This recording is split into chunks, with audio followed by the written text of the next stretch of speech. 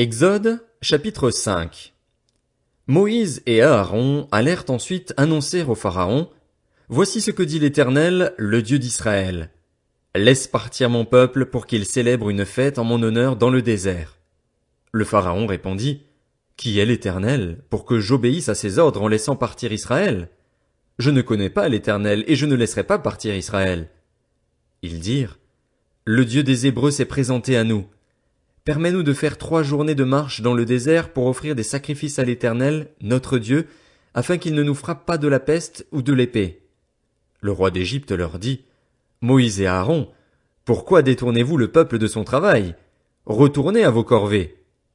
Le Pharaon ajouta: Ce peuple est maintenant nombreux dans le pays, et vous lui feriez interrompre ses corvées. Le jour même, le Pharaon donna aux inspecteurs et aux commissaires du peuple l'ordre suivant: Vous ne donnerez plus comme avant de la paille au peuple pour faire des briques. Ils iront eux-mêmes ramasser de la paille.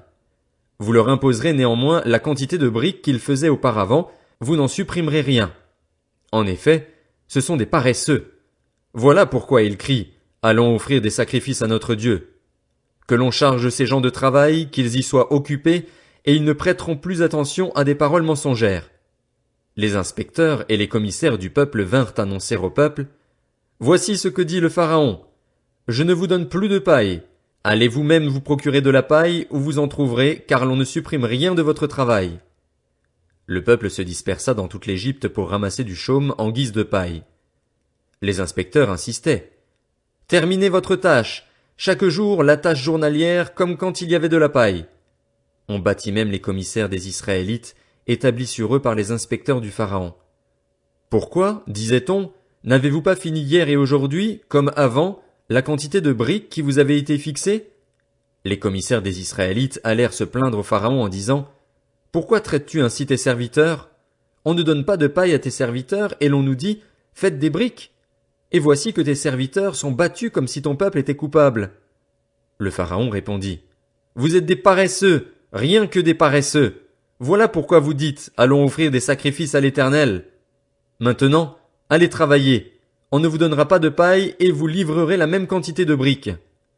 Les commissaires des Israélites virent qu'on les rendait malheureux en disant: Vous ne supprimerez rien de vos briques, mais accomplissez chaque jour la tâche journalière. En sortant de chez le Pharaon, ils rencontrèrent Moïse et Aaron qui les attendaient. Ils leur dirent: Que l'Éternel vous regarde et qu'il soit juge. À cause de vous, le Pharaon et ses serviteurs n'éprouvent que dégoût pour nous. Vous avez mis une épée dans leurs mains pour nous massacrer. Moïse retourna vers l'Éternel et dit: Seigneur, pourquoi as-tu fait du mal à ce peuple? Est-ce pour cela que tu m'as envoyé? Depuis que je suis allé trouver le Pharaon pour parler en ton nom, il fait du mal à ce peuple, et tu n'as pas du tout délivré ton peuple. Exode, chapitre 6. L'Éternel dit à Moïse: Tu vas voir maintenant ce que je ferai au Pharaon. Une main puissante le forcera à les laisser partir, une main puissante le forcera à les chasser de son pays. Dieu s'adressa encore à Moïse et dit: Je suis l'Éternel. Je suis apparu à Abraham, à Isaac et à Jacob comme le Dieu Tout-Puissant, mais je ne me suis pas pleinement fait connaître à eux sous mon nom, l'Éternel. J'ai aussi établi mon alliance avec eux. J'ai promis de leur donner le pays de Canaan, le pays où ils ont séjourné en étranger. J'ai entendu les gémissements des Israélites, que les Égyptiens tiennent dans l'esclavage, et je me suis souvenu de mon alliance. C'est pourquoi dis aux Israélites: Je suis l'Éternel, je vous libérerai des travaux dont vous chargent les Égyptiens. Je vous délivrerai de leur esclavage et je vous rachèterai avec puissance et par de grands actes de jugement. Je vous prendrai pour que vous soyez mon peuple, je serai votre Dieu et vous saurez que c'est moi, l'Éternel, votre Dieu, qui vous libère des travaux dont vous chargent les Égyptiens. Je vous ferai entrer dans le pays que j'ai juré de donner à Abraham, à Isaac et à Jacob. Je vous le donnerai en possession, moi l'Éternel. C'est ainsi que Moïse s'adressa aux Israélites, mais leur impatience et la dureté de l'esclavage les empêchèrent de l'écouter. L'Éternel dit à Moïse: Va parler au Pharaon, au roi d'Égypte, pour qu'il laisse les Israélites partir de son pays. Moïse répondit en présence de l'Éternel: Les Israélites ne m'ont pas écouté. Comment le Pharaon m'écouterait-il, moi qui n'ai pas la parole facile? Cependant l'Éternel parla à Moïse et à Aaron, et il leur donna des ordres au sujet des Israélites et au sujet du Pharaon, du roi d'Égypte, pour faire sortir les Israélites d'Égypte. Voici leurs chefs de famille. Fils de Ruben, le fils aîné d'Israël, Enoch, Palu, Hetzron et Carmi. Tels sont les clans de Ruben. Fils de Siméon, Jémuel, Jamin, Ohad, Jakin et Tsochar, ainsi que Saül, le fils de la Cananéenne. Tels sont les clans de Siméon. Voici les noms des fils de Lévi en fonction de leur lignée.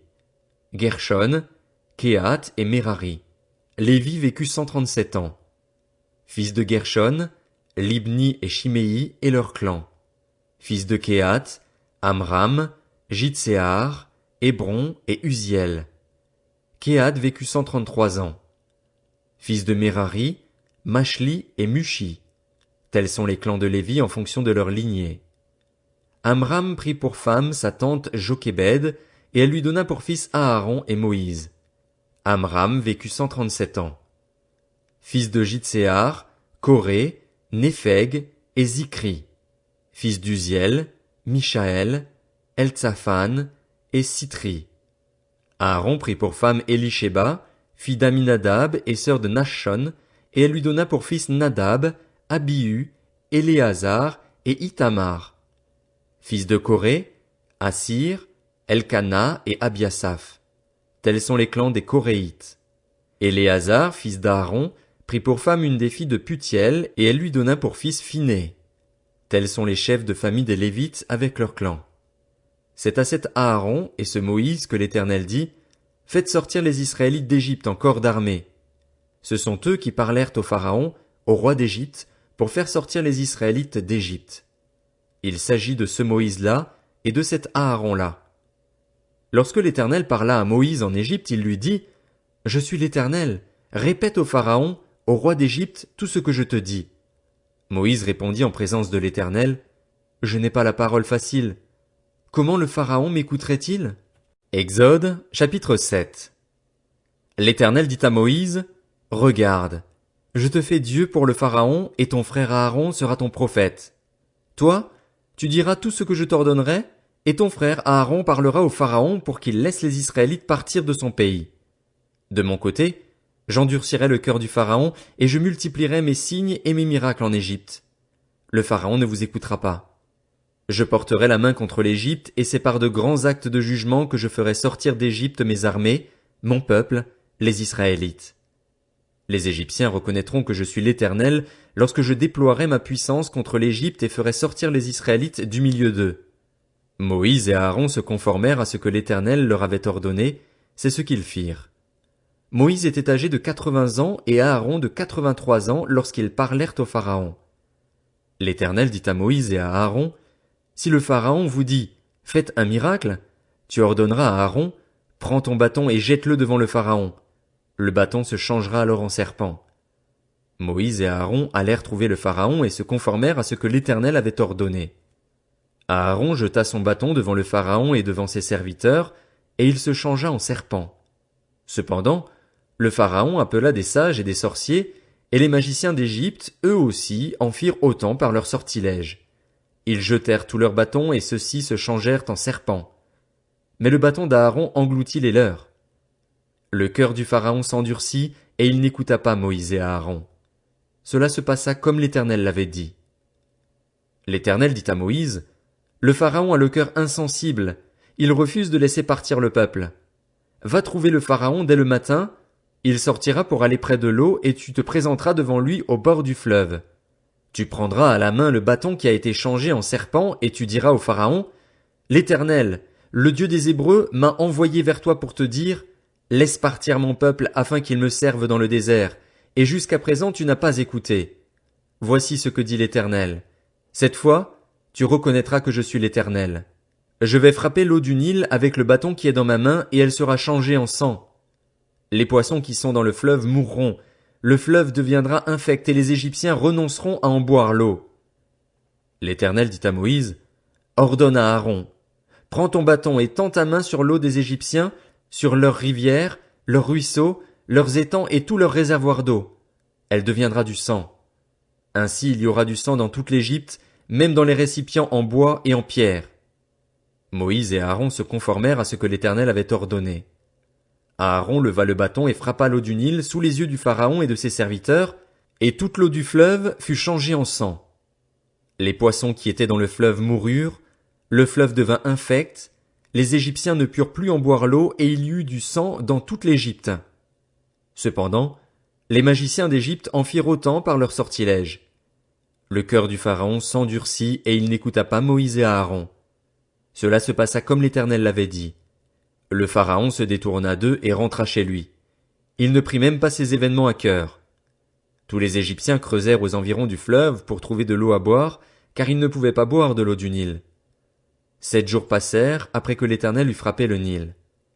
L'Éternel dit à Moïse, « Va trouver le Pharaon et tu lui annonceras, « Voici ce que dit l'Éternel. Laisse partir mon peuple afin qu'il me serve. Si tu refuses de le laisser partir, je frapperai tout ton territoire par des grenouilles. Le fleuve pullulera de grenouilles. Elles en sortiront et pénétreront dans ta maison, dans ta chambre à coucher et dans ton lit, chez tes serviteurs et ton peuple, dans tes fours et tes pétrins. Les grenouilles grimperont sur toi, sur ton peuple et sur tous tes serviteurs.